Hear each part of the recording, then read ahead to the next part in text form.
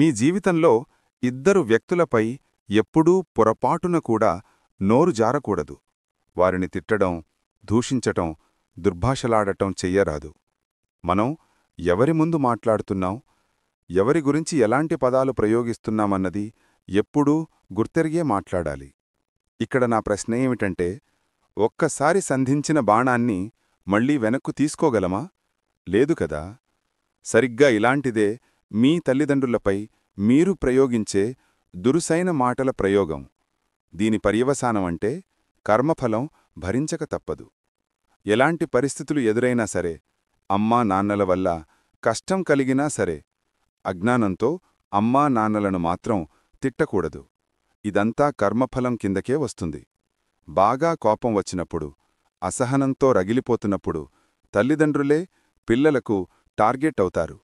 ఇది లోకంలో అత్యంత సహజంగా జరిగే పని. కాని ఇక్కడ మీరు గుర్తుంచుకోవలసిన విషయమేంటంటే, కర్మ అనేది చాలా సూక్ష్మం. కాబట్టి జీవితంలో ప్రతి మనిషి పాటించాల్సిన అతి ముఖ్యమైన పని నాలుకను అదుపులో ఉంచుకోవటం. జీవితంలో మనిషి అత్యధికంగా కర్మఫలం మూటగట్టుకునేది ఒక్క నాలుక కారణంగానే. ముఖ్యంగా మనకు జన్మనిచ్చి మాట నేర్పిన తల్లిదండ్రులను చెడు మాటలతో హింసించరాదు. ఇలా చేస్తే అది శాపంగా మారుతుంది. తల్లి తండ్రులపై ఎప్పుడూ పరుషమాటలు ప్రయోగించవద్దు. ఇది అన్ని తరాల వారికి వర్తిస్తుంది.